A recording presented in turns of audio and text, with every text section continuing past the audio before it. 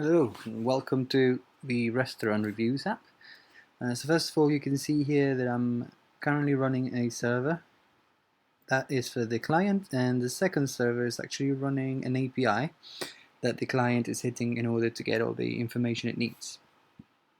Now, the first thing you can notice is that as soon as I run this, not all of the images are loaded, and this is an optimization to make the page go faster. But if I do scroll down, you can see that as soon as I reach the further images that need to be loaded, they will be actually requested from the web. And this happens every time.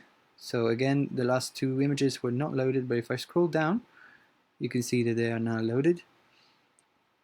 Another thing you can notice is if I click on the show map, now the map is displayed. Again, this is another optimization in order to make the first load of the page faster, which is the most crucial aspect of the app. You want that to load fast, otherwise your users will run away. The next thing you can see is that this is a responsive page. So if I make things bigger or small, this is going to respond, things adapt, the items go from 1 to 2 to 3. So what that means is that this page will actually look good on any device. Next, we also have a restaurant view of the page where you can see whether the restaurant is a favorite or not, and you can tweak this, and that will be saved locally, so your computer will remember whether this is your favorite restaurant or not. You can see some details about this page, for example when the restaurant opens. Again, this is all responsive, the map is there. And finally you can see some reviews. I am able to add a review. For example, Nicholas, I'm gonna give it a 5. And said, I love this place. Highly recommend. I'm gonna submit that. You can see that that is right away put onto the server. But also, one thing you need to notice is that this is actually using a service worker, which is new technology for the web.